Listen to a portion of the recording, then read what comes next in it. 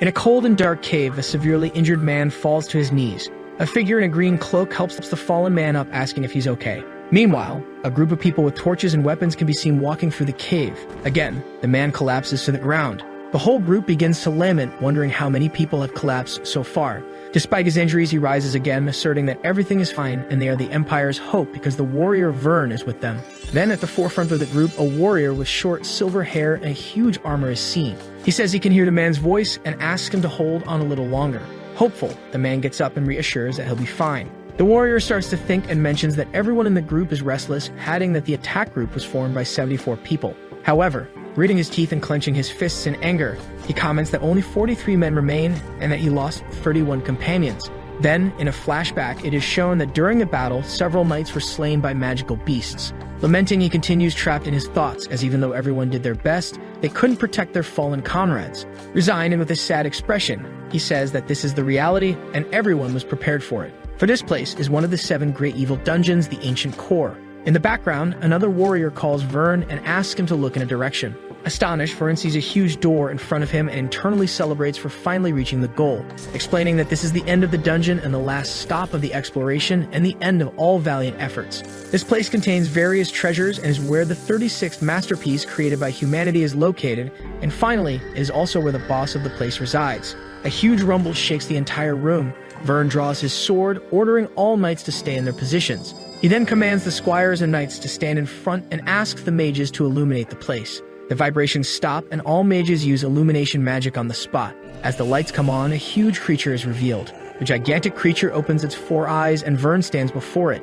Looking at the ancient monster in front of him, the hero remains in shock. The beast rises and with overwhelming pressure, freezes everyone present. Vern begs everyone to run while stating they have no chance of winning. Some time passes and we see a skull conversing with the giant creature. The creature explains the situation, confirming that it was sleeping when the humans suddenly invaded and then it defeated them. The skull questions if that's all he had to say while remaining motionless. Answering yes, the monster emphasizes that it fought against 2 opponents, being their exhaustion and the invaders. It continues and asks the skeleton, Patrick, to calm down as he was exuding death and anger. Extremely irritated, Patrick asks how he could calm down when the giant only woke up after the humans had already invaded the place. Affirming that it was yawning in front of the enemies, he continues to complain with the ancient being. The skeleton emphasizes that the whole problem is their boss's mentality and looking to the side, asks Rinna what she thinks about the situation. The white-haired woman, dressed as a maid, says she doesn't know but affirms she's extremely impressed that her master subdued the humans with just a yawn and praises the creature. Seeing this cheesy situation, the knight Patrick gets even more irritated. He says they should just give up and the dungeon is completely finished. The giant monster says he should stop being annoyed or his bones will rot. The 7 dungeons that humans temporarily decided were impossible to invade, this is one of them. This is the Ancient Core. In this world, humans successfully invade and conquer most of the local dungeons inhabited by hostile creatures. While these beings can prepare an attack whenever they want, monsters can only defend themselves. The repetition of the war between the 2 races negatively affects and weakens the habitat of these beasts. During a period, several dungeons were conquered and others created. However, there are some that even humans couldn't dominate. They were considered so cruel and mysterious that they were called the 7 evil dungeons. They had to be put on hold, considered impossible to conquer. Among these 7, there is the Ancient Core, considered the most evil of all. The Ancient Core has defense monsters, and among them are the Guardians who defend the 3 different paths. First, the red path on the left, defended by a terrible homunculus called the Maiden Blade Renee. Second, the central blue path, defended by a scary skeleton, the Death Knight Patrick. And finally, the path on the right is dirty, mysterious, and has no information other than the existence of an unknown number of tentacles. The being that dominates this entire place is known as Swallow, an ancient monster. Then we see a maiden with white hair closing the book and saying that this was how it was written. She explains that after spreading these books to humans, the number of invaders in the area increased. A creature next to her was clapping and explaining that the way to keep the dungeons safe was to envelop them in mysteries.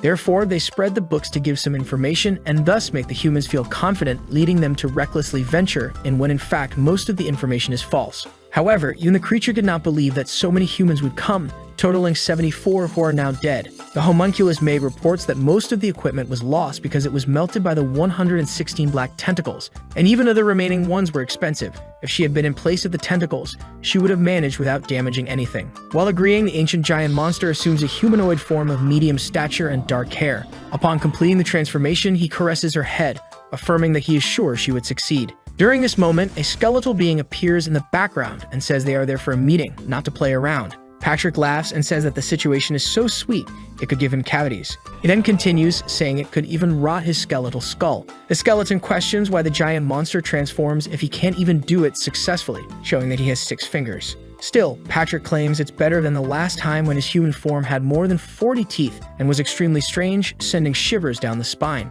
Meanwhile, the homunculus complains to the skeleton that the sound of his jaw was too loud, creating a tense atmosphere between the two. After that, the knight says he can't take it anymore and that he shouldn't be a guardian anymore. After a while, we see Renee with papers announcing that she will cite the main points. We see the 3 beings sitting at a round table, and the homunculus continues her speech. The girl reports that humans are already trying to dominate the path on the right, causing severe injuries to the 116 tentacles that protected that route. Swallow interrupts her, affirming not to worry because the tentacles can regenerate. However, they can find another guardian temporarily. Smiling, the skeleton begs his boss to look for more than one guardian because he wanted to quit this position, but Swallow denies it, emphasizing that he will be his slave for the rest of his life. Then he continues explaining that due to the damage suffered, humans will only traverse the path on the right now. Patrick says they might be preparing another attack group, while Renee explains that due to communication spells, the information about the path on the right may have already spread. Hitting the table, the boss says they will create a counter strategy and thus switch tasks. The monster then orders Renee to leave the left path and go protect the right path. He continues saying that the attack groups will go to the right path thinking there is an opening, and she affirms she will defend the route from any enemy. Thus, he asks Patrick to replace Renee on the path she was protecting, then the knight questions him. Explaining, he says that when the humans realize Renee is on the right path, they will change route to the left path and Patrick will be there to protect it. Finishing, he states that this way they will be able to defend against attacks. After this, the skeleton asks what will happen if they choose the middle path and Swallow stands still, not knowing what to answer. Silence settles in the place and the ancient monster says there is nothing to do. The humans will have a direct encounter with him. The skeletal knight wonders what kind of half-baked plan this is. Maid Renee interrupts him and praises the master's plan while looking at him proudly. Renee proceeds, saying that the most urgent matter has been resolved and they just need to decide how they will handle the sword to conclude the meeting. We then see Swallow showing that he doesn't know which sword she is referring to, and then Patrick says it is the sword of the leader of the attack group they defeated. Reporting, he states that the sword is of the highest quality and that the humans who came this time were strong. Again, the boss asks which sword they were referring to, and Patrick comments that he has probably heard of it. The knight then takes the sword and says is one of the 36 virtuous works that range from items to weapons that are of extreme quality and well known by humans. Continuing, he states that this was the 14th work and its name was Tanabella. Al reports that some of them are in their warehouse. We then see that the blade Renee uses is one of these works. The skeleton asks what they should do with the sword, stating that it's no use giving it to any creature in the dungeon as it would be a waste. He then says that the boss should keep the sword, but Swallow denies, saying that Patrick also used a sword, so he could keep it. For a while, the skeleton remains motionless in disbelief, then asks if it's serious. After the master's confirmation, the knight celebrates and shows immense happiness, saying he has no choice but to accept. This is the demonic core, a terrible place where a frightening homunculus maiden resides, a death knight who exudes terror, as well as the home of a giant ancient monster. The meeting continues, and Renee asks what they should do with the rest of the items they obtained in battle. Swallow says they will use what they can, and the remaining objects will be used as bait to lure new victims. Renee states that the master doesn't need to worry because she will carefully handle the distribution. However, Patrick believes she will do a sloppy job again, and Swallow tells him to trust her. The homunculus begins to elaborate on what they would do since no monster needs equipment or magical items. An idea then arises, and she suggests they should market mana stones to humans and thus get gold. Then the boss says that since that's the case, you will go to the human village. The two servants are amazed, and in a euphoric manner, Patrick suggests that Renee should go instead, while the girl quickly agrees. The monster then asks why he shouldn't go, and Patrick points out that he is extremely disastrous at maintaining a human form. He then points out that his boss is currently exposing his monstrous tail. Even though irritated, the ancient monster agrees and asks the maid to bring him food. We then see Renee covered by a cloak, walking amidst a beautiful forest, enjoying the weather. She then assumes a more childish expression as she tells her lord that she's already going. After a while, Renee is seen in a jewelry store with mana stones on a counter. A huge man examines the magical stones the girl brought and says that unfortunately, he won't be able to buy them. With a threatening expression, the girl asks why he won't buy them. He then takes out a Class B mana stone, showing that it's small compared to the one she brought. He explains that an average champion would take around 10 years to gather enough to get one of these. And then he reports that the ones she brought are of such extreme quality that they can only be used by very high-level mages. Finally, he states that a jeweler who has a contract with the royal family or even a magic tower could buy these stones. The pensive girl states that the capital is too far away and the closest one is a magic tower. She mentions that she didn't want to go to one, but since it's for her master, she would make that sacrifice. Then the girl quickly says goodbye to the man, and he bids her to take care during the journey. Before she leaves, he mentions that there's still one stone left on the counter. Thanking him, the girl says it's a gift for the information, and then says goodbye again, leaving through the door. Strange behavior for the young girl he ignores. Some time passes, and Rene finally arrives at the magic tower and is faced with a huge structure. A man in a trench coat greets the girl. He mentions that if she wants to sell mana stones, she could talk to the guild master and says he will guide her to where he is. The girl simply agrees. As she climbs the stairs, Rene realizes that this structure is similar to a dungeon, with the master residing at the top. Upon reaching the guild master's quarters, she is greeted by a woman with long red hair. The woman thanks Rene for coming and introduces herself as the leader of the Graumatis Armor Tower. She then asks for Rene as well, letting some of her mana overflow. Rene thinks the woman has a great deal of power and quickly introduces herself as Ren, sitting in a chair across from the woman. The leader states that she would ignore the girl for being a child, but the guard had reported that the girl had brought several mana stones. With an air of superiority, the woman asks if Ren knows the reputation of this magic tower and if she has high-level mana stones that would be suitable for them. Rene then asks her to see for herself and promptly pours the stones onto the table. Seeing the quality and size of the stones, the woman is amazed. In her thoughts, she considers that those stones are of a rank. She concludes that these stones stand out even compared to higher quality mana stones,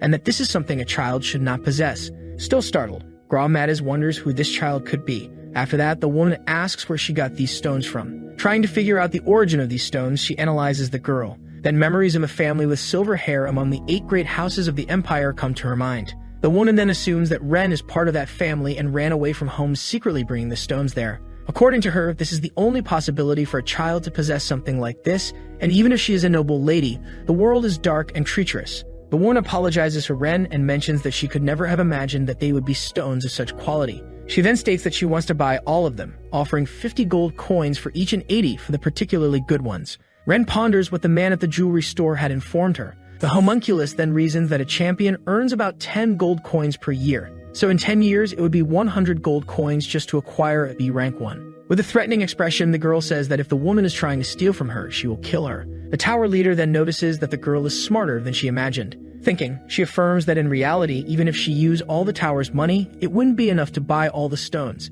Scared by the aura Ren is emitting, the woman quickly states that she will try to buy as many as she can. With a chest in hand, she offers 2,000 gold coins because that's all they have. Continuing the offer, she says she could also add valuable items to buy all the stones. Ren then asks if she guarantees the quality of the items, to which the woman affirms that she doesn't need to worry about that. The tower leader then asks Rene to follow her so she can show her the items. As they walk towards the place, she comments that that place is forbidden to strangers, but they will make an exception for the girl. Upon arriving in the room, she explains that it's the tower's warehouse. She then begins to show the items they have. First, the tire made of diamond with magical stones in the center, useful for mages. Second, a living black pearl and a ring that emits crying sounds if the person approaches any type of poison, explaining that the pearl is the work of alchemy. Ren then looks irritably at the pearl, while the leader continues speaking, mentioning that she already imagined it wouldn't match the girl's tastes because alchemy is not a clean discipline and several people feel disgusted because of it. So to change the subject, she shows a heart-shaped orc called the Scarlet Love Stone,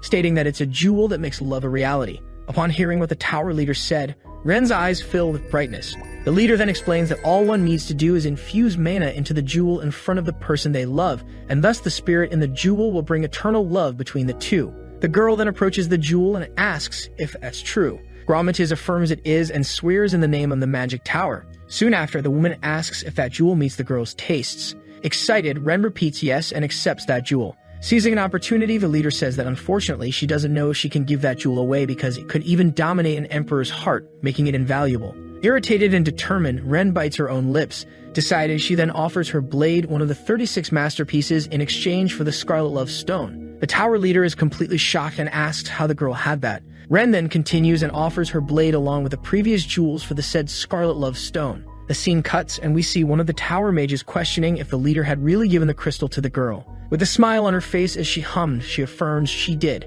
He asks why she did that, saying that if the girl used the crystal, she would inevitably die. Then, while cruelly analyzing the magical stones, she mentions she doesn't care. She then states that the knave girl made the exchange willingly and spontaneously. The mage insists that even so, it was cruel. With a wicked smile, the woman then tells the mage not to worry. She adds that there would be no problems because the unlucky young girl will die as soon as the curse is released. Thus, the person she loves will also die, meaning there will be no clue left of what happened. The scene cuts, and we see Renee walking with a slight smile while carrying the jewel in a bag. Finally, the leader says she doesn't know who the unfortunate ones are, but she feels sorry for whoever is affected by the crystal's curse. Then it shows one of the 7 dungeons, a huge castle called Chait. Inside it, there's a frightening red-haired woman with long nails holding scissors. She then makes a quick move, and we see a strand of silver hair fall. After that, Renee was sitting in a chair in front of a mirror while the woman cuts her hair. The girl apologizes for coming without prior notice, saying she's in debt, and then thanks the woman for always helping her. Saying there's no problem because neighbors should always help each other, the woman mentions loving to see the cuteness of the young girl. The great woman is named Ursabet and is the chief of the Chait dungeon. Now with a cute expression, Ursabet says Renee will look wonderful no matter what while the girl appears shy. Putting away the Kong she was using, she advised Ren's race for never aging and always having a beautiful face. Renee then points out that the redhead woman also looks extremely young and has even paler skin than hers. Even though feeling flattered, the girl warns she uses various beauty products and blood to stay this way. Due to this, we see in the background some pots stained with blood and with human skulls inside. The homunculus then asks Patori what the girl thinks of her, while the woman is mildly surprised. She then asserts that Renee is the most beautiful girl she's seen lately, making the girl blush. She then continues, ensuring that no one would be able to reject the girl as she is now, and caresses the homunculus's face. In doubt, she then questions who she was getting dressed up for so much, wondering if Renee was going to confess to someone. The girl then confirms it while blushing, looking at the Scarlet Heart. In a state of shock, the girl quickly asks who she would do that for. With eyes completely in love, she soon says it would be for her Lord Swallow. Even more confused, Patori asks if Renee was joking. Confidently, she says there was no joke and affirms she will do it. As she taps her own head, she asks what the girl saw in him, since in her view the monster is not at all attractive. With a passionate expression, she recounts that she likes several things about him and adds that he is extremely strong. She agrees with Renee and asserts that maybe he is the strongest being in the world, but it's all negated by the enormous laziness he possesses. Ironically, she agrees and also says he has a huge body and eats like a glutton. She also says he sleeps all day, is insensitive, and has even gained more weight. The incredulous vampire asks if even after all that she still likes Lord Swallow. Her eyes shine as she affirms yes, and that she really likes him a lot. Bathory then says she understands and that there's no problem wishing her the best. She just emphasizes that Renee deserved something better. Then she winks and says the homunculus can come to her if Swallow rejects her. Thanking the girl, she promises she will succeed and quickly hugs the heart-shaped stone. The scene then cuts to a gigantic castle in the imperial capital called Laiz. We see the dungeon's subjugation alliance in a meeting. A man with an extremely serious expression reports that the hero Vern Hishtalt's attack group may have been annihilated. Everyone around him starts to clamor. Soon, an irritated nobleman stands up and says the man had given assurance that the dungeon guardian would be defeated. Another nobleman mentions that they didn't find the bodies, so how can the messenger be so sure they were dead? Agreeing, another person says that hero Vern would never fall before monsters. A man is with his hands supporting his chin as he looks down.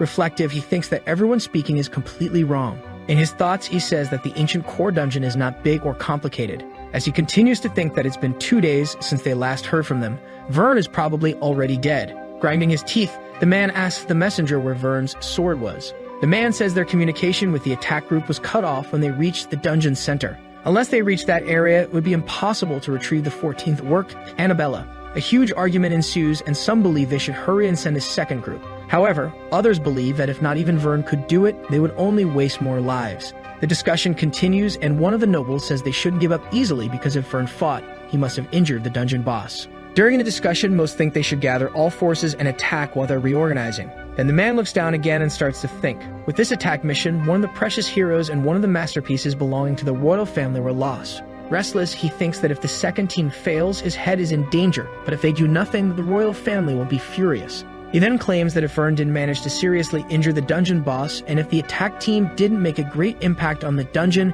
it would be impossible to conquer the ancient core regardless of how many times they try. A huge silence remains in the room until suddenly an unknown figure arrives. He questions why the old man thinks that way and argues that the dungeon would be easily conquered. The old man then stands up excitedly and asks what the Imperial Research Association is doing there. We then see 3 people dressed in a cloak with eye details on the chest. 2 of them have hoods covering their heads and hiding their faces, and the other is a short young man with purple hair. He then asks if they don't know whose orders they follow. These 3 people are part of the Imperial Magical Research Association, the 3 Eyes. The old man then becomes irritated, and in his thoughts says the royal family has already begun to interfere. The young man then continues his speech and clarifies that because of the 3 Eyes being there, everyone in the room will pay for their sins. He insults the nobles and mentions that besides losing a precious hero, they threw one of the Majesty's masterpieces into the enemy's den. A perpetual silence hangs over, and everyone there keeps their heads down and nervous. However, he says that he couldn't kill everyone there, and if he did, there would be no one to coordinate the countless attack teams of the Empire. Then the king made a proposal so that everyone there can survive. Smiling, he declares that they will attack the ancient core once again. The old man then questions because not even the hero Vern managed to defeat the dungeon. He then gives a disturbing smile and opens his arms, saying the word Nephrim. Everyone in the room questions the decision as he asserts once again that they will use Nephrim. The old man remembers that Nephrim is a hybrid with many flaws, but the young man with purple hair asserts that it's not, and that Nephrim is a very successful product. He continues and slams his hand on the table while bringing his face closer to the man. He then explains why Vern and his team failed to survive the ancient core, and it's not because they are weak or incompetent. They were just missing one thing, something that neither Vern nor his team had. And whoever possesses that something is Nephrim, as a young man with blonde hair is shown. We then see Swallow, who sneezes, commenting that he's feeling something bad. He says he feels like a big storm is approaching while sneezing again, returning to his monster form. He then wonders if he had fallen ill. Now Swallow was lying on the floor, saying he was feeling lazy and didn't want to patrol anymore. But he remembers that humans can appear at any moment, and if he doesn't continue, Patrick will probably scold him again. Remembering the night, he expresses that even as a skeleton, he is quite terrifying and scary. Still murmuring about how he didn't want to do this, he gets up. Soon, the monster remembers that the last time humans attacked was through the right path, so he heads there. Upon arriving at his destination, Swallow comes across the tentacles that were regenerating. The guy regrets not being able to do anything to help, so he continues his patrol. Upon reaching the 5th room, it's possible to see a monster made of huge vines connected to a core called Anthropophago. Analyzing its injuries, he remembers that this creature regenerates itself if its core is intact. Taking a closer look, he noticed that the creature's core remains intact, so it will recover without intervention. Descending from the monster, he explains that the problems must be in the remaining rooms because in these the beasts were massacred. Yonani says he'll have to discuss this with Patrick, however, just imagining that he'll receive another scolding already regrets it. We see that the ancient core is formed by 5 rooms, the 5th being responsible for giving access to the 3 paths that ultimately lead to Swallow's quarters. Sleepy Swallow affirms that he'll think about the rest later because he already checked the right path and the 5th room and everything was fine. As he returns, Swallow says he finished his patrol and that Patrick would understand if he went to rest. However, a blade passes by his side, almost hitting him. When the blade hits the wall, the ancient monster begins to release his aura, preparing for combat. He says that now that they've invaded that place, he would have to eliminate everyone and then turns around. Turning around, he sees Rene apologizing. She explains that she mistook him for a human invader. Apologizing again to Swallow, she dispels her aura and confirms that it was just his subordinate. Saying it's okay, he mentions that he was just surprised. Observing the girl, he notices she was different than usual.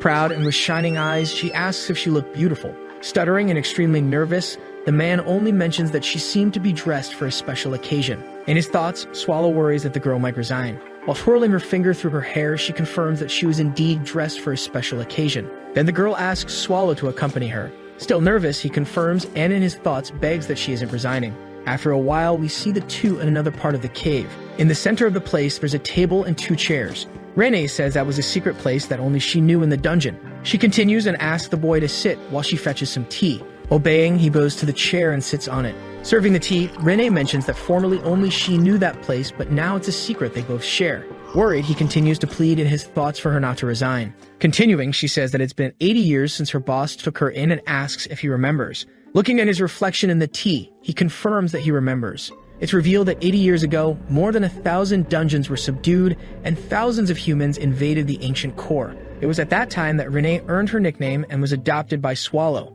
Relieved that she didn't resign, he says that the girl has been through a lot and asked if her red eye was okay. She says she's happy because he remembered her eyes again. The man then emphasizes that he always remembers. The girl affirms she's very happy to have protected him all this time. Swallow starts to get nervous again and sweat, mentioning that it felt like a farewell. Shyly, the girl calls him by his name. Thoughts in his mind plead for her not to resign. While his head can only think of that, suddenly the girl finally confesses and says she likes him. Without reaction, he asks what she had said. With gleaming eyes, she repeats that she loves him, and continues saying that for the past 80 years she's been waiting for this moment. Completely confused, he thanks her for saying that. However, he begins to explain that creatures like them are always on the brink of death, and that's why he believes neither of them wants the other to live the rest of their life in loneliness. Clutching her dress, she says she knew it would be like this. She emphasizes that she just wanted to lift the burden that weighed so heavily on her. Still, the girl thinks the idea of being rejected after a confession is terrifying. So while taking out the Scarlet Love Jewel, she asserts that she wants to be loved by him at any cost. The homunculus violently kicks the table away and says in front of Swallow that she would stoop so low as to use something like that.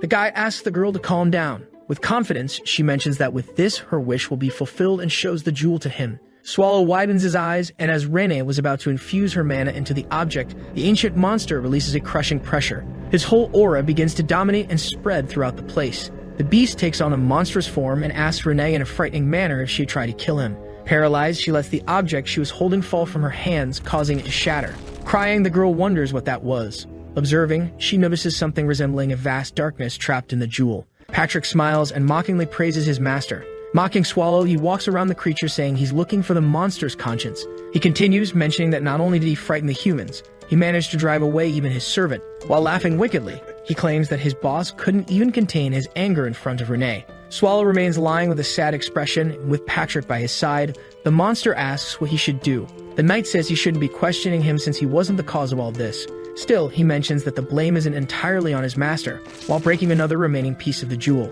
However, he points out that his boss is still responsible for everything he did with the skeleton, and lifts the ear of the ancient monster who tried to ignore it. Swallow pretends not to understand and claims not to remember doing anything against Patrick. Then we see a flashback of the recent events. The knight runs desperately towards the two to try to prevent something bad from happening to Rene. Swallow is surrounded by a terrifying darkness, and the girl is lying on the ground. Patrick keeps running while asking his master to calm down. However, when the knight looks, the boy is already completely consumed by rage, with half of his face transformed. Rena is lying before her master, crying and completely paralyzed, wondering what she did. Even though Patrick asks her to control herself and leave the place, the girl remains unmoving. In his thoughts, he realizes he won't be able to reach the girl, and if she continues like that, she'll only get in the way. So determined, the skeleton draws his sword and attacks Rene, throwing her away. Apologizing in his thoughts, he says there was no other way to get her out of there. Upon realizing that he managed to drive the girl away, he turns and looks at his master. Observing, he notices that the monster is already completely consumed by anger,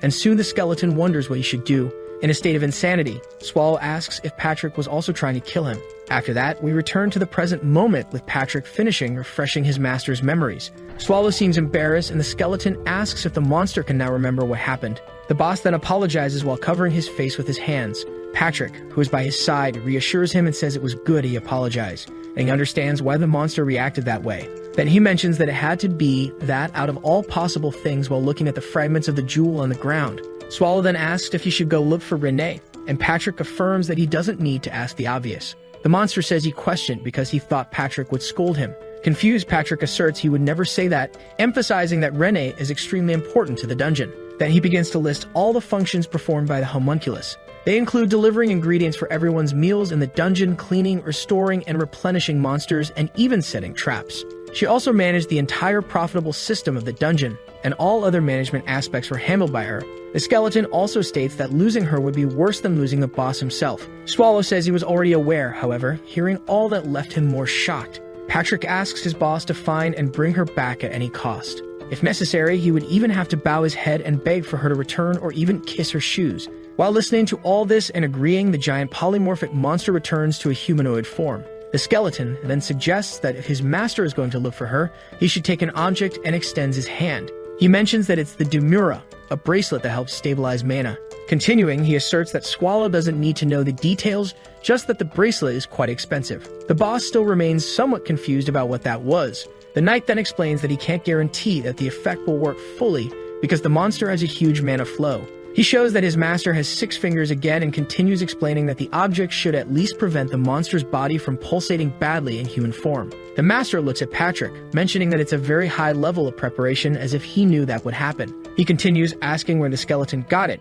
to which he replies he found it on the ground. Patrick, with an uncomfortable expression, asks his master not to do anything strange with the object because it's fragile. Finally, the monster puts on the bracelet. Swallow asks Patrick to take care of the place in his absence. Patrick reminds him that it's not a stroll and that he should return because in 5 days the humans will return. The dungeon boss then asks if the skeleton wants him to return before the attack group reaches the dungeon, while Patrick confirms. Patrick says that if he couldn't ward off the intruders while the ancient monster is away, he doesn't know what could happen. With confidence, the knight says with certainty that the humans won't invade for 5 days and asks his master to remember that. In his humanoid form, Swallow conjures a coat over himself and affirms that he will return with Rina within 5 days. Patrick reinforces that if he approaches human villages, he should try not to attract attention as it would cause discord. Swallow comments that it's okay and starts to head out of the dungeon. Before leaving, he asserts with a wicked smile that if things go wrong, he will cause chaos and return to the dungeon. Annoyed, Patrick asks him to stop acting like that. We then see the skeleton muttering and then saying that things are starting to complicate. He sees on a paper that Renee's weapon is being auctioned by the humans. In other words, Renee possibly handed over the decapitated tooth, which was one of the 36 masterpieces somewhere, and in return brought a mana stone containing a demon. It also asserts that because of this, she almost got killed by the boss himself, who lost control because of it. The skeleton says he knows what will happen and imagines his lord devouring several people and causing the apocalypse. Trying to calm down, the knight says it's still too early for humanity to perish, while holding a piece of newspaper in his hand. As he continues reading the newspaper, the skeleton is startled to see that the attack group will invade the dungeon in just 3 days. Remembering what he said to his master, the knight becomes desperate. He remembers he told his master to return in 5 days, and with a worried expression, he says he's screwed. We then see Swallow lying in the middle of a crater after failing his teleportation. The guy grumbles that he teleported to a random location. He then realizes that the cause of this is the bracelet he's wearing, responsible for keeping his mana controlled, asserting that he will try again. Swallow picks up using his shadows for support. We then see that the coordinates he wishes to teleport to is the place where Renee was and sold the mana stones to the city of Hastron. As he gets up, he uses his powers of darkness to teleport again. In another distant location, we can see a woman with wings and demonic horns sitting on a throne. She congratulates the invaders who managed to reach there and then says that in return, she would give them an honorable death. Then a man stands before her, ironizing and stating that the woman is too proud for someone in the demon race. With confidence, the man draws his sword and explains that everyone there is part of an attack group calling themselves the elite mercenaries of the Dawn Tiger Empire, a group ranked 32nd in the imperial ranking. The mercenary asserts that soon the whole world will know their group, saying he will overthrow the demon from her throne. Looking at the humans with a superiority air, the demon woman calls them fools. While standing up and taking her staff, she asserts to be the 17th descendant of the demon king Asmodeus. Her name is Mels de Linf Agrier, and she takes a battle stance. While smiling, she asks the humans to be happy to hear her name before they die. The man continues with a confident posture and smiles. He then immediately charges, wielding his sword and throwing a blade in her direction. The woman easily defends herself by spinning her spear while looking down on him. The mercenary is impressed to see that she defended his attack so easily. A hooded mage conjures a spell and at the same time asserts to his leader that he will provide the necessary support. Irritated, the woman prepares an attack with her spear and offends the humans, calling them insignificant beings. She then conjures with her spear huge purple flames and throws them towards all the mercenaries. The team leader uses his sword to drive into the ground and throws the debris up, defending himself from the attack. While defending himself from the flames, he is amazed to see ice particles. Then he realizes that the demon had already conjured another spell. The woman then finishes a glacial spell. During the spell casting, the mercenary throws debris still in the air, affirming he wouldn't let her cast another spell. Soon he also advances toward the woman with the intention to attack her. However, the woman had already finished the spell and throws ice spikes towards the man. Yet, a barrier forms in front of him, defending him from the ice attacks, while the woman becomes confused. She believes she had already defeated the mages and looks in their direction. Startled, she sees that even though injured, they are still supporting their leader. Irritated, she notices the man advancing in front of her, then reinforces her sharp hands with a fire spell. The two are charging forward, and when they were about to collide, they hit something else. We then see several debris being thrown up while the two opponents are thrown backward. Still confused, they wonder what happened as suddenly something appeared between them. Amidst the smoke, we see a figure rising. The other mercenaries help their leader stand while confirming if he's okay. The leader says he's fine and asks who appeared because he didn't know another attack group was coming. The woman then stands up, wondering if the attack group grew. Startled, she asserts that if those who arrived can easily cross the Demon King's castle, they must be strong. While wondering who it was, the smoke begins to disperse, revealing a figure. It's then possible to see Swallow with an imposing posture. He turns and looks at the mercenary in the room, asking if they knew where the city of Harston is. Faced with such an unusual situation, everyone in the room is perplexed, not understanding what happened. Irritated, the demon and the mercenary question what that man was talking about. The demon then supposes he's an enemy because of his human appearance and orders him to stay away because she's a demon king. She continues speaking confidently for everyone in the room to hear that regardless of how many humans come, she will defeat them all. Swallow then gets lost in his thoughts, questioning if that woman was really a demon king. According to him, the demon kings he had encountered were much more frightening and imposing. Continuing his reasoning, he concludes that the difference between this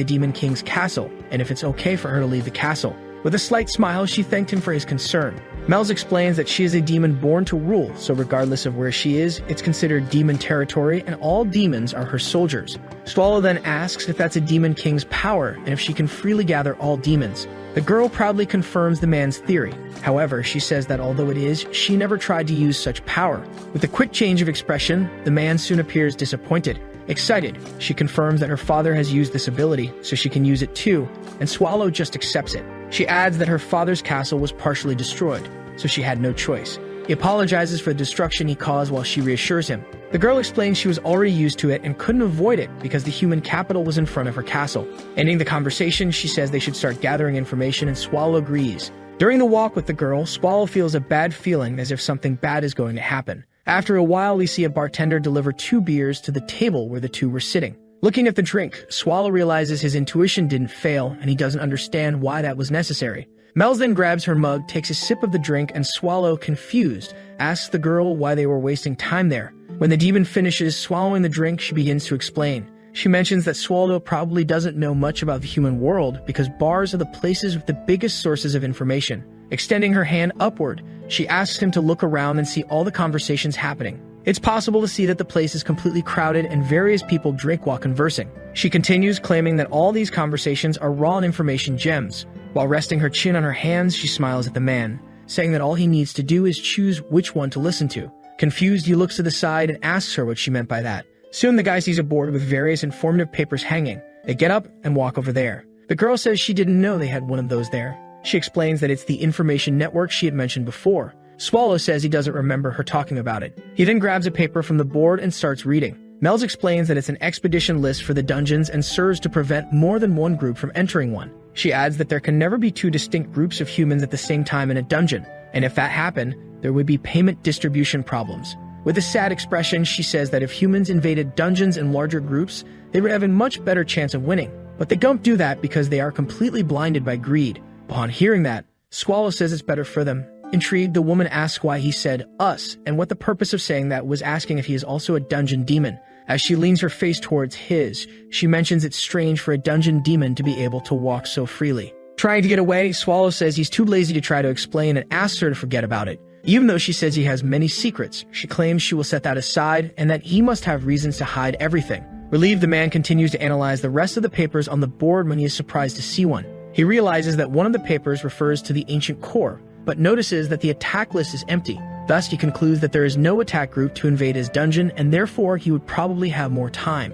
Curious, Mels asks which paper the man was looking at. Getting no response, she insists on seeing what he had. Finally, Swallow shows the paper to the girl, who soon smiles upon seeing what it is. She reads and confirms that the paper is about the ancient core, one of the 7 evil dungeons. The man then interrogates if the demon knew about the ancient core, and she immediately affirms she does. As she tears the paper from the board, she extols the grandeur of the dungeon, saying it's the most powerful among all 7. With her eyes shining, she claims any demon would want to be part of it. Continuing, she explains that the ruler of this dungeon is the Lord of all creation, the guardian of God, and it's also the pinnacle of all monsters. Cheerfully, she recites the name Lord Swallow slowly. As he remembers Patrick and Renee arguing with him, he wonders if it was really all that. The demon also says that of all the cores, the ancient core is her favorite dungeon. She reveals that she wants to become stronger to meet Lord Swallow in the future. Sweating, the man realizes that she's saying all this and has no idea she's in front of the Lord she desires so much. The woman affirms that she wants to be like that in the future. She adds that her father was also a strong man and a true demon king fit for the throne, unlike her. With a sad expression, she recounts that what happened is that there was just a human stronger than him. According to her, it was a young hero named Vern. Swallow says that if this is a hero who even defeated the demon king, he doesn't want to get close to him. He doesn't even realize that he defeated this so-called hero with just a yawn. The girl says she doesn't intend to spend her life managing a dungeon like her father did. She wants to allow all her demons to make their own dungeons, and that's why she's going to get strong and ask the guy what he thinks about it. Smiling and imagining that it's good to be young, Swallow nods. The man recalls that he used to be like that so long ago that he can't even remember. At that time, when he was still full of vigor, he led powerful armies powerful enough to conquer the world, and he tried to dominate all the knowledge of the world, striving more than any other monster, claiming that he even associated with humans and that for a while he dedicated everything to them. However, in the end, he realized that everything he had done had been in vain, and now his only wish is to sleep all day. Finishing his reasoning with a determined expression, he notices that the woman was lying on the table. Upon noticing, he realizes the girl was sleeping. Still in the place, we see a man saying that he forgot to put a request for dungeon subjugation on the board. At the same time, Swallow takes the unconscious Mel's to one of the bar's rooms. And during this, a man complains to the guy for only putting the paper up now. We then see that this paper refers to the ancient core, and that 31 soldiers under the command of the expedition leader Nifrim would invade the dungeon within 72 hours. The day begins, and we see Mel's lying in bed in a room. The girl starts to get up, grumbling about a strong headache. Swallow enters the room and asks if the girl had already woken up. She reports not remembering what happened last night. And when Swallow was about to comment something, he looks at the girl and freezes. Astonished, he falls backward while maintaining a surprised expression. Mel's asks why he's acting that way. Still confused, the man thinks he must be dreaming and remains perplexed. The reason for Swallow's surprise is then revealed. We see the former demon woman in a completely childish form. Swallow asks why she turned into a child. Irritated, she stands up, affirming she's not a child. The man asks if she then became younger. Irritated, the girl starts punching the man while calling him rude. He continues, saying it's entirely her fault for suddenly becoming young amidst a rain of punches to his face. During her attacks, she claims she didn't get younger. She explains that the appearance from last night was her second form, which she uses not to be underestimated by humans. This current appearance is the first form. Then he asks if her current version is her original form, and the demon affirms it is. Swallow's face swells from the blows, and Mel's soon asks how his face became like that. Regardless, she says the magic she used to get the second form only mirrors what her future appearance will be like. In other words, when she grows up, she'll be like her other form. Eden just agrees. Pointing at him, the girl asks if he really understood, and he answers yes. Still keeping irritated for no apparent reason, the man comments they'll need new clothes because the old ones are too big for the girl. Insisting, she asks him to stop treating her like a child. The scene jumps to the Count's house in the city of Harston. It's possible to see the entrance of the mansion, which has a tall gate. The cavalry arrives and stands in front of the residence. A messenger dismounts and orders the Count to open the gates to receive the attack team. He continues and informs that they came from Liege to invade and dominate the ancient core. Next to the messenger is the expedition leader Nifrim, mounted on his horse and wearing a white and imposing overcoat. Inside the residence, the Count wonders who was responsible for sending these documents. The maid then responds that it was sent by the Third Eye. Then we see Count Atark, a man dressed finely with long blonde hair. With an irritated expression and veins popping, the Count in his thoughts mentions that the Third Eye is a damned association controlled by the imperial law. He emphasizes that for dungeons with a rank higher than B, you need permission from the territory owner before you can subjugate it. He asserts that they didn't send a request, but a warning, but as it's an imperial order, he doesn't have the right to refuse it. The Count asks the maid if she thinks this attack group is strong enough to subjugate the ancient core. Even hesitating, the woman shakes her head, signaling no. He agrees and also thinks it's too weak a group for such a powerful dungeon. As for the group leader named Nifrim, he's never even heard of him. Still irritated, he wonders what the damn Third Eye wants. According to him, if the group touches the dungeon wrongly, it would put all of Harston's territory at risk. A question arises and he asks if he should ask a stronger group to go to the dungeon. However, to do this, it would have to be a trusted group. The servant then says he can find the answer closer than he thinks. Understanding what the woman meant, he realizes that if he called the magic tower, it would be completely possible. The Count recounts that he heard rumors that the magic tower expanded greatly due to high-quality mana stones of unknown origin. Still, even with accelerated growth, a rank of towers subjugating one of the 7 evil dungeons is unlikely. However, he mentions that if everything he heard is true, there's a possibility it could work. With a smile, he recalls that the Guardian of the Right Path was defeated, so only the dungeon boss who defeated the hero Vern and his subordinates remains. Atark concludes his thought and orders his servant to send someone to the magic tower with an immediate request. He promises fame and money if they manage to subjugate the ancient core anyway. The door of the room they were in is violently opened.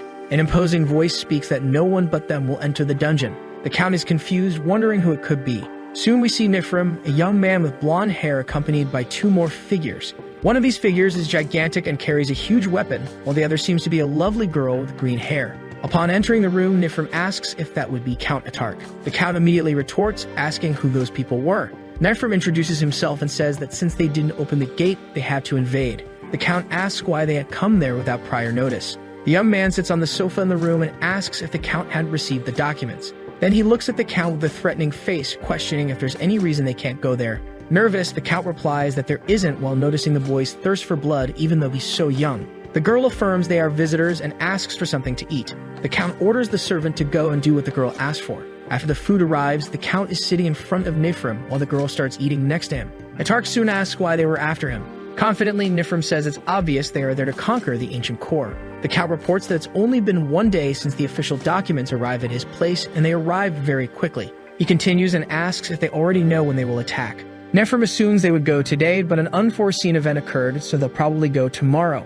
Impressed, the Count says that's very fast and affirms that if they need accommodation, he will offer full support. Nifrim, putting his feet on a small table in front of him, says it won't be necessary. He then informs that they will only visit the magic tower and then leave. Startled, Edark asks why they are going to the magic tower. The young boy says it's nothing special. Then, with an extremely disturbing and frightening smile, he states they are going to kill everyone there. Shocked, the Count asks what he's talking about.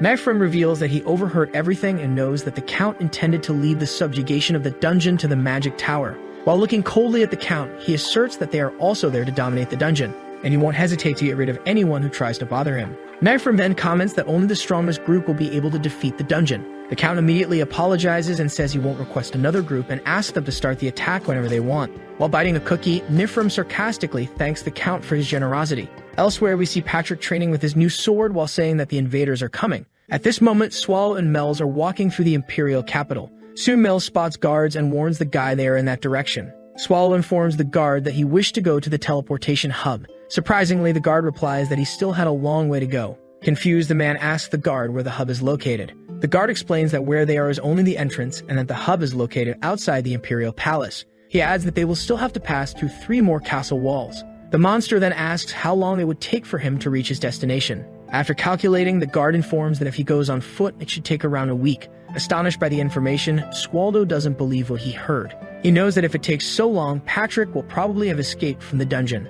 Mel's then whispers, suggesting they use flying magic. Swallow doesn't accept the idea and explains that if they release too much mana, they will be discovered by humans. In the background, an elderly man appears and calls out to the 2 people. The old man apologizes for interfering and asks if they were trying to go to the hub. Mel's suspicious, confirms it, but she wanted to know who the old man was. He introduces himself as the flying carriage driver Belver. Confused for not knowing what that means, she asks what it is. He points to a carriage being pulled by an angelic-looking monster. He tells the being is an abandoned 4th-generation homunculus.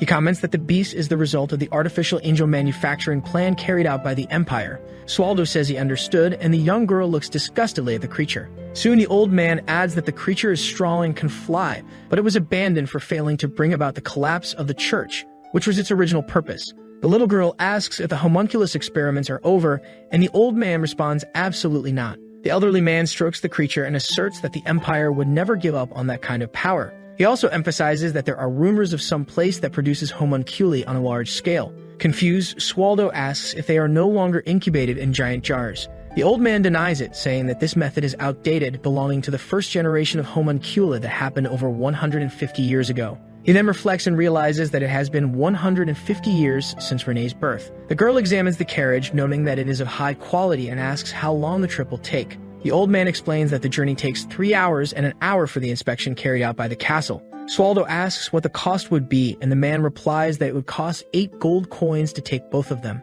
Our protagonist is amazed to see that this was equivalent to 800 silver coins and mentions that a night in a tavern cost only 8 silver coins. The girl reports having no money at all, and Swallow also says he doesn't have any while rummaging through his pockets. During his search, he finds a good amount of gold coins in his pockets that were left by Patrick.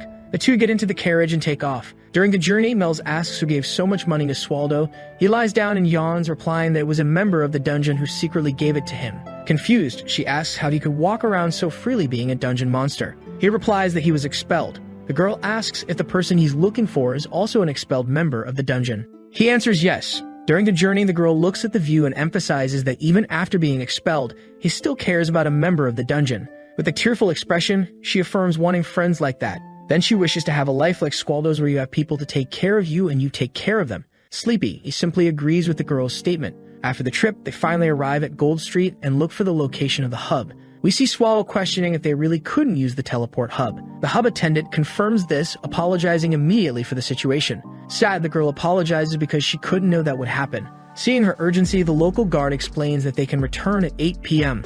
and that the hub was closed because of the auction that will take place. Then he hands Squaldo a paper and states that at the end of the auction, the hub will be reopened. Our protagonist asks if they were going to close the hub just because of an auction. In an attempt to calm him down, the man explains that yes, because an extremely rare item appeared. This item is the decapitated tooth that has been missing for several years and was put on display a few days ago. Then Swallow looks at the paper and remembers having seen that weapon before. As he realizes this, his voice trembles and he states that the weapon belongs to his friend. The officer asks if he was mistaken, while he denies it. He then describes the weapon that can change shape. Confused, the guard says he must be mistaken because there is only one weapon like that. Putting his hand on his face, he realizes that if there is only one and that was Renee's weapon, his body begins to be overcome by his anger, imagining that Renee may have been defeated by humans. His face starts to distort and be taken over by darkness. He mentions that even the 7 chiefs of the evil dungeons would have difficulty dealing with Renee, asserting that his companion is strong and that her title of Lady of the Blade is not for nothing. He then wonders if Renee was with her weapon when she left. If Renee was carrying a blade when she left, it truly is a misery. Her clothes had nowhere to store them, and yet she still threw one in his direction. She never had less than 5 blades when fighting, and she isn't like Patrick, who becomes even stronger with just 1 blade. Because if she's without her blades, there's not much she can do. The girl is worried about Swald's condition as she thinks about this. He simply cannot accept that mere humans could have done this to her. If Renee is truly no longer alive, and if this was done by a useless human, the right thing would be to undo the lives of all the humans who were there. But the fool in front of her is already desperate. It doesn't take long for him to go into shock and fall to the ground unconscious. Things are getting more and more grim, and the girl tries hard to calm Swald down. She even pulls him by the sleeve of his clothes to see if she can get his attention. She wants him to at least answer her and say why he's so out of control. Looking at her, he asks about the decapitating blade, which is one of the 36 virtuous works of art, if there was truly only one in the whole world. From what she knows, there shouldn't be more than one. She wants to know why the sudden curiosity, and he says it belonged to a friend, and he would like to find this blade. Now that he has the information he wanted, he says he no longer needs her help.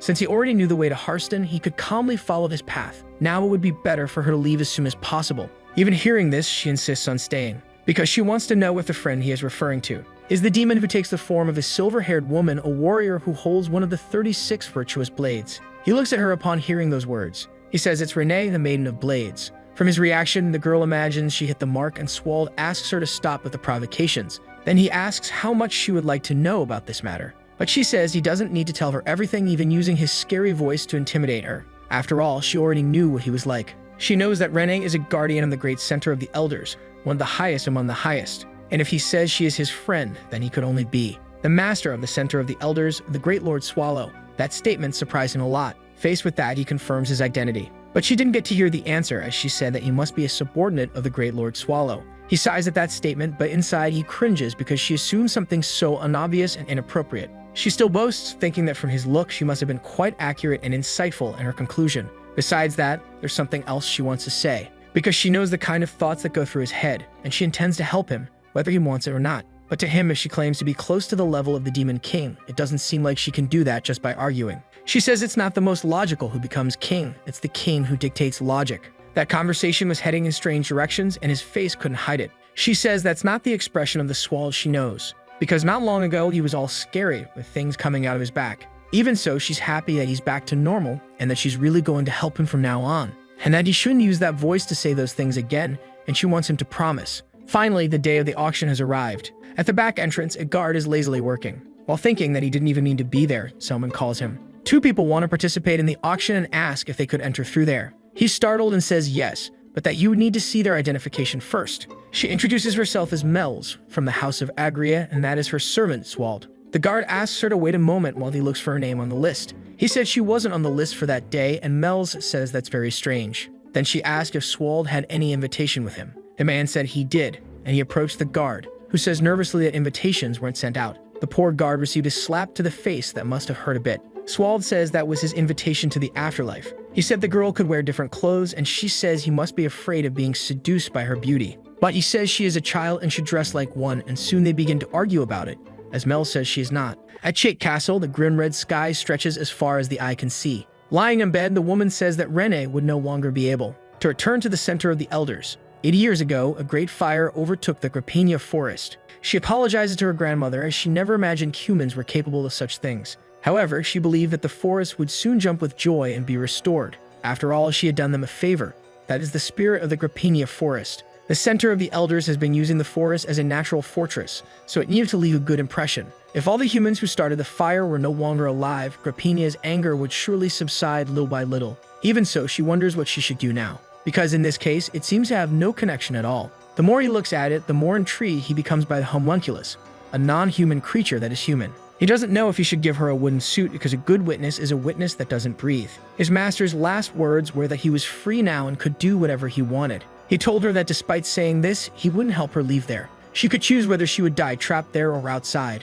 That choice was now up to Lelo. His master was looking for a woman with that name, and since she was the only one there, it was likely that the name belonged to her. And his mercy, motivated by curiosity, ended there. The girl mutters a few things. She tries to speak a little more, but it's inaudible. Lelo, that name is given to the most talented girl in domestic service. The Lelo of that place was a middle-aged woman. That homunculus had never been called by that name before because objects don't have names. Even so, because of that, she ended up adopting that name. The girl looked at the light while saying the name Lelo. At Chait Castle, a young woman is outside. Someone calls her Renee. The messenger says that the Empire's subjugation team was heading to the Center of the Elders. And even though Bathory had said that Renee refuses to return to the Center of the Elders, she said she didn't come there to make her go back as she values her happiness, but also values freedom and the possibility of choice. Moreover, Renee should resolve her problems. If it's those two, they'll look for her everywhere. And if they find out she was deceived by a human, Swallow and Patrick could commit atrocities. So if she plans to live in the shadows, she should erase all of her traces forever. It doesn't have to be perfect, as Patrick would understand the message, and because of the subjugation team, the Center of the Elders will be occupied. Now, if she truly planned to tie up loose ends, it should be now. She calls the other woman by name as she stands up. She said she's going to a distant place to breathe purer air than that there. She noticed that Renee's right eye was getting cloudy and wants to know if it's okay for her to go alone. But Renee said she's fine and thanks her for her concern, and she'd like to know where her blade is. Swald is now interrogating a human about the whereabouts of the blade he came to retrieve. The man knows little, saying that it was the magic tower of Harson that brought it. Hearing those words, Swald wants to confirm if it was Asa from the magic tower who brought the blade. Releasing him, he thanked him for the truth and said he would let him live. And he left the place calmly, as if nothing had happened. The man recovers, but thinks he did nothing wrong and that he's just a guard and nothing more, and hopes Swald goes to hell. Swald suddenly appears behind him and says yes, he did nothing wrong. But even though he did nothing wrong, he unfortunately caught his attention. He asked him what humans say when they enter their territory, but the man can only call him a monster. Humans don't call it genocide, they call it a crusade, subjugation, or attack. He wants to know if he's ever felt sorry for killing a monster, if they did anything wrong against him to justify it. He knows the answer and says it's the same for him. The human is his enemy, and that's why he's going to do this. Meanwhile, at the auction, an item is reaching exorbitant values. It has reached 70 billion. A woman says she's bored and would like to participate, but her colleague says they're just there for security. She says she can't play with Gerard around. She's Woon Historia, an executive of the Black Tigers, and Gerard says they mustn't forget their purpose there. They should finish the job soon and find something tasty to eat. The auctioneer is almost done selling that item when black shadows appear behind him. A big squirt of tomato sauce flies through the air, making the crowd scream hysterically. Swald says that he will finish the auction now and that all those people were there for only one reason. The Black Tiger executives recognize that ominous figure. He says that everyone there only wants to obtain the decapitating blade and nothing more. There are 3 warriors in the Empire, and one of them lies at the center of the Elders, Burn. This sparked a rumor, saying it only happened because he invaded a dungeon for personal reasons, and the criticism fell on those who survived. One of them knew that he needed to inspire the people of the Empire with confidence, enough to ignite their fighting spirit and suppress survival instincts. His legs weakened at the sight of that scene, and Historia had to be restrained in the face of it. Her colleague says that she can't just charge ahead. More than that, she simply couldn't do it at all. That thing before them is dangerous beyond what words can describe. Swald walks calmly across the stage, knowing he is intimidating and powerful. He is observing the auction item in front of him. That piece before him is indeed the real one. He could feel Renee's energy emanating from it. That's not something a copy would do. As he suspected, Renee must have truly been captured by the humans, even though the situation is difficult to describe to those still there. That item already has an owner, and he will return it. It would be a shame for it to be sold at such a high price. Before he could finish speaking, a man asked the guards to deal with the intruder. It seems they don't want him to leave there calmly, and the feeling is mutual. He can't wait to play with them like Lego and scatter pieces all over the floor. He will make sure to use that blade to make them wooden coats. Leaping from the crowd, someone says they won't let him do that. He looks at this pathetic figure approaching. Historia charges at him, ready to attack with all her might. Good moves, good equipment, but to him she's just a flying squirrel, nothing more. He dodges, thinking she has no talent for this. And besides the gauntlets, she has no other weapon. From a distance, she prepares to strike again. Swald decides he will take her hand and crush those gauntlets until nothing is left. As he observes the attack, he concludes that for a human it's actually impressive. He managed to hold her fist without any difficulty. But the result wasn't what he expected, and something surprised him. That little girl's blow managed to hurl him through the walls as if he were a soccer ball. She catches her breath after doing that. Swald says she is not an ordinary girl. Now Vistoria is impressed that even after that, he's still alive. That technique finishes dungeon bosses as if they were ordinary monsters. And even one who boasted of resisting its attacks was finished after a single blow. The gauntlet used in the attack falls to the ground, as it is now useless. There is a gas behind him like fluid. He is definitely not human and also not a common monster. Now she wants to know what he could be, as he's still alive. Laughing sadistically, Swald says that's very unfortunate. His shadow expands, taking over much of the place. Historia's friend shouts for her, calling her attention. Garrett was approaching the spot where the fight was taking place, but she warns Garrett not to come any closer, as it's dangerous. However, preparing her attack, she asks Historia to get out of the way. Things are over and the place is completely destroyed. Mel's asks if Swald is okay, and he says yes. She thought he had met a meaningless death, but he says he's still alive. The first attack is not something a human could do, and if it had hit his heart, it could have scared him so much that he'd change form as a reflex. And if that happened, he can't even imagine what Patrick would do. He'd certainly have preferred to die. However, there's something more important than that. He missed all of them, completely missed. There were 2 troublesome flying squirrels. The one with colored hair managed to evacuate everyone during his distraction, as well as create a magical barrier around the one with the gauntlets. This made him find their ability to handle the situation interesting. There's the sound of things falling and someone thinks it might be an earthquake. People say something is happening in that direction, and one of them helps someone who was unconscious. She was severely injured and called for a healer or someone who could help her, as a single strike had left her in that state despite being a warrior. As she gets up, she's wondering if everyone is safe, and her concern is focused on her friend. But Garrett says he's there and that he can't hear her if she speaks so softly. Her friend is there in front of her, safe and unharmed. Historia is quite happy, knowing her friend is alive. But she says not to thank her just yet, because if it weren't for her, Historia would be wearing a wooden coat by now. It doesn't take long for her to realize it wasn't that simple. Garrett now had one less arm on his body, but he downplays the damage, saying it's not life-threatening. She gets emotional thinking that if it weren't for her haste, her friend wouldn't have been hurt so badly. Garrett immediately reprimands her, telling her not to cry. She is a hero of the Empire and shouldn't be doing that. Speaking more softly, he says it's just an arm and asks if she knows who they were facing. That monster is the heart of the Elder Devourer. But she thinks it's a joke that a monster like that would never come to a place like this. She doesn't know why either, but she's sure of it. That was the Black Calamity, the Elder Devourer. It still had traces of the hero burn. With less than a month, the situation was worse than they imagined. If things continue this way, the fall of the Empire is a real possibility. For her, if it's really him, they need to try even harder to confront him because this is human territory, and they have the advantage. But Garrett says that is beyond their scope. That power is simply immense. There's no chance of victory now. They need to inform the chief of the Demon Subjugation Coalition and report everything to the Imperial family. In her condition, she won't be able to teleport both of them, so she asked Historia to stay there. She partially healed her, then asked her not to stray too far to wait there. However, she doesn't know if the monster will attack again, but Garrett asks her to wait anyway. Teleporting, she asked once again for her to listen. Garrett disappeared in front of a worried Historia. Meanwhile, Swald doesn't know if he should chase those who fled or return to Harston right away, but if he follows the humans, he will eliminate risk variables. Now he is deep in thought, unsure of what to do. Since he already has what he wanted, he thinks of going back as he has an objective he must not forget. He needs to recover at least Renee's body, and he asked Mel's to get ready soon. She agrees, but something seems wrong with her. Even so, she says it's nothing. However, he asks her again if something happened, because looking at her, it's clear she's not okay. She says she already knew he was strong, but the more she sees his deeds, the more impressed she is with what he's capable of. She even thinks he might be stronger than she thought Renee was, or perhaps she was wrong about Renee and him as well. Now she would like him to tell her who he really is. Swald scratches his head, thinking about what to answer this child, and gives her a gentle knock on the head. The matter was trivial, and she shouldn't worry about something like that, much less feel sad about it. He is just Sir Swald, nothing more than that. Once they settle everything, we'll tell her the whole truth. And he comforted her after saying that. Now it was time to settle things and show them the power of a demon king. Mel's removes the coat that was covering her body,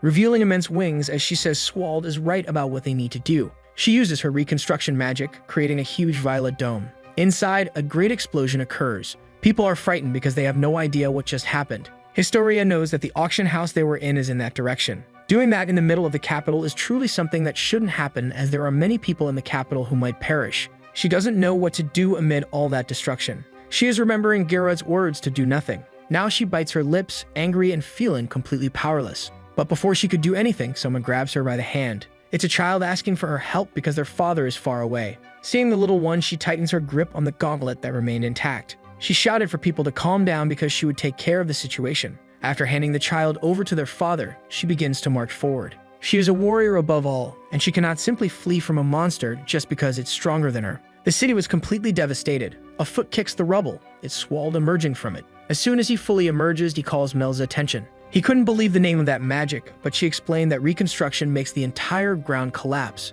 Pointing to their surroundings, she said everything is cleaner now, but he wished she had used something else. He said he had struck a cool pose, ready to finish things, and then she used her strongest magic. If she had known he would complain, she would have done something different. Swald thought she could have judged the situation better. As they talk, he senses something. Things were getting more complicated now. He asked Mel's if she remembered the way to the hub, and she said she remembered it very well. He told her to go quickly, because the humans would be gathering on the way. Now he would handle some things and would soon head to Harston, much to her surprise as she wanted to know what he would do. Besides, he kept mentioning that place, but she didn't know where it was. He then asked if she knew where the Center of the Elders was, and she said yes. As she mentioned that it was her favorite dungeon, he told her that Harston is the nearest city from there. But with her head down, she admitted she only knew the place through books, and Swald told her to continue on her way quickly. She left saying she would protect the hub, and Swald said he would follow her soon. Now he was alone amidst the city's destruction. They were already there anyway, and he wonders how many people there would be this time. Those were soldiers from Langware, one of the 9 houses of the Empire,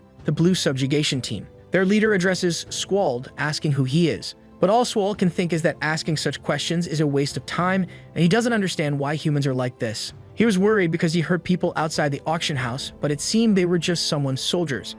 Finally, he responds, asking the man if he really wants to know who he is or if he should really tell him. His response is as simple as possible. He says he is their enemy. Then his form begins to change, more of that dark energy surrounding him. At the center of the Elders, someone tells Mifrim that those who enter that cave don't leave alive and their souls are corrupted, wandering aimlessly through the world. Sylvia was terrified and couldn't wait to leave, but the young man told her to stop with that talk. But she says she was just trying to make some jokes, nothing more. However, something felt a bit strange. The first hall they entered was full of monster corpses, but the one they were in now was completely clean, as if someone had completely cleared it. So she started asking the other soldiers' opinions. They didn't believe Hishtals had cleaned the place, nor that a monster could have done all that. It didn't make sense for a monster to collect the bodies of its kind in the dungeon. Nifrim's eyes noticed something. He shouted for the monster to stop playing games with them and to stop trying to deceive them. In response, the voice said they were speaking too loudly, echoing even through its ribs, and that it had only cleaned because the scene was unpleasant. Nifrim ordered Sylvia to quickly provide light.